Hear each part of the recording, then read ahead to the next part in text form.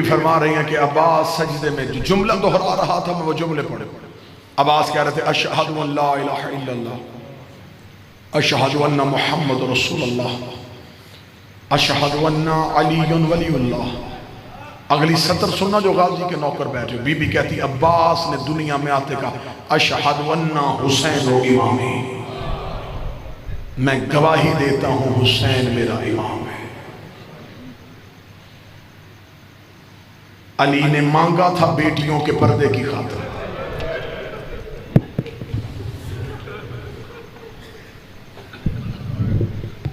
اللہ اس گلشن کو سدا مہکتا رکھے.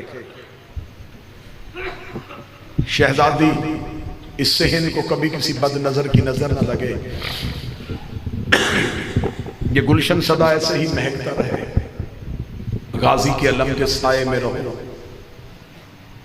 آج ہماری بہنوں بیٹیوں کو کوئی مصیبت آئے وہ سیدھی علم عباس پہ جاتی ہیں، رو کے کہتی ہیں غازی میرا بھائی مصیبت میں ہے. اس بہن کو کیا تسلی ہوتی ہے؟ میں رو کے کہوں گی عباس مان جائے گا. سر پہ قرآن رکھ کے بتاؤ ہماری بہنوں کو عباس پہ اتنا مان ہے، عباس کی اپنی بہنوں کو عباس پہ اتنا مان. آقا زادی تمہاری ہائے قبول کرے، محمد کی بیٹیاں تمہارا رونا قبول کرے. 2 سطریں پڑھوں گا مصیبت کی. شہنشاہ کے علم کی برآمدگی ہے. جتنے غازی کے نوکر بیٹھے ہو میں نے آپ کے سامنے فضائل پڑھے بی بی ام البنین کے. کتابیں کہتی ہیں جب یہ آئی ہے نا سیدوں کے دروازے پہ اس بی بی نے پاؤں نہیں رکھا، پیشانی رکھی. علی کی بیٹیاں حجرے میں عبادت میں مصروف تھی. پتہ چل گیا کہ ماں آ رہی ہے.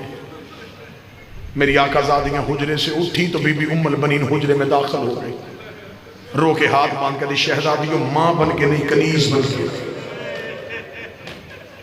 اللہ نے ام البنین کو عباس جیسا بیٹا دیا.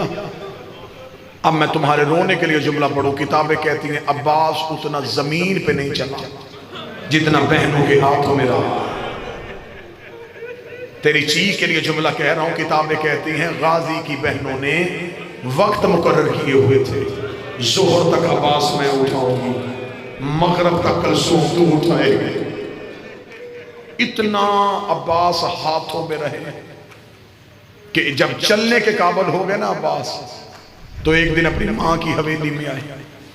بی بی ام البنین کی آواز غازی کہاں سے آئے؟ عباس کی آواز اماں بہنوں کے گھر سے. بس یہ آخری بار بہن کہا عباس نے. غازی کی ماں کو جلال آ گیا. جلال میں آ کر ہی میرے سامنے کھڑا ہو کس کو بہن کہا ہے؟ عباس کہتا اماں زینب بہن، اماں کلثوم بہن.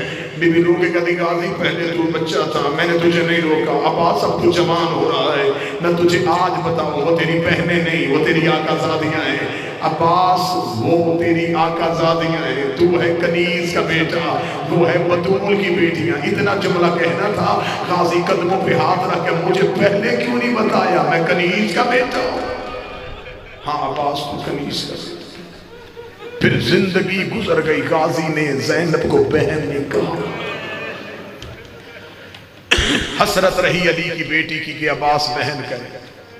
جب بھی بی بی کہتی عباس مجھے بہن کہہ رہو کہتا کیسے کہوں میری ماں کا حکم ہے. اتنی وفا کی ہے بی بی ام البنین نے. جو کربلا کے ظاہر بیٹھے وہ میری گواہی دینا. آج بھی مولا عباس کی ذری پہ جائیں نا جی دائیں ہاتھ ایک دروازہ ہے اسے کہتے ہیں باب ام البنین. یہ مولا عباس کی ذری کے دروازوں میں سے ایک دروازہ ہے. وہاں باقاعدہ نام نہیں لکھا ہوا. اس کی نشانی یہ ہے وہاں لوگ نماز پڑھ رہے ہوتے. آپ کسی بھی خدام سے پوچھیں گے کہ باب ام البنین کہاں ہے وہ آپ کو وہ دروازہ دکھا دے گا. وہ دروازہ ہے وہاں پہ ہدیہ کی جاتی ہے نماز بی بی ام البنین کو اور بی بی سے توسل کر کے حاجات مانگی جاتی ہیں. میں نے یہ پڑھ دی دروازے کی فضیلت. اب مجھ سے پوچھو یہ دروازہ وہاں ہے کیوں؟ کتابیں کہتی جب پہلی بار آئی تھی نا غازی کی ماں کربلا تو جہاں آج دروازہ ہے وہاں آ کے رک گئی تھی. بی بی کمر جھک گئی تھی. آنکھیں بی بی کی بینائی چلی گئی تھی. سر چاندی کی طرف سفید ہو گیا تھا. غازی کی ماں نے کہا بھاگ کر یہ کس کی قبر ہے؟ بھاگ کر کی آواز ہے اماں تجھے غازی کی قبر پہ لے کے آئی. رو کے کہتی نا میں غازی کو رونے نہیں آئی، میں حسین کو رونے آئی ہوں، میں حسین کی ماں ہوں۔ ادھر بی بی کا چہرہ قبر حسین کی طرف ہوا، حسین کی قبر ہل گئی، آواز آئی نا اماں پہلے غازی کی قبر پہ جا، اب جو غازی کے نوکر بیٹھے ہو میں غلط پڑھوں مجھے آواز معاف نہ کرے، تیری آنکھ کے آنسوں کے لیے میں نے قسم دی ہے۔ بی بی کی آواز آئی باکر چل ملوا مجھے غازی سے۔ جناب باکر نے ماں کا ہاتھ پکڑا، ہاتھ پکڑ کے غازی کی قبر پہ لائے، رو کے کہا ماں یہ ہے تیرے عباس کی قبر، میں غلط پڑھوں غازی کا مجرم بنوں۔ کتابیں کہتی بی بی ام البنین نے قبر پہ ہاتھ مارے، رو کے کہتی باکر میں نے تجھے کہا تھا مجھے غازی کی قبر پہ لے جا، تو مجھے اصغر کی قبر پہ لے آیا ہے۔ فرمایا نا ماں یہ غازی کی قبر ہے۔ بی بی تڑپ کے کہتی باکر میرا عباس گھوڑے پہ بیٹھتا تھا، اس کے پاؤں زمین پہ لگتے تھے، یہ عباس کی قبر چھوٹی کیوں ہے؟ باکر رو کے کہتے جتنا ملا اتنا لے، جتنا ملا اتنا لے آیا۔ رو پڑے ہو، ہر آنکھ میں آنسو ہے۔ مجھے غازی مولا کی جلالت کی قسم، صرف آپ کو منبر سے سنایا گیا کہ 2 بازو کٹے، جاؤ جا کے پڑھو مقتل 6 حصوں میں غازی کی لاش تقسیم، حسین کو پورے مقتل سے عباس کو چننا پڑا ہے، کیونکہ بی بی سکینہ سلام اللہ علیہا کی شہادت بھی قریب ہے۔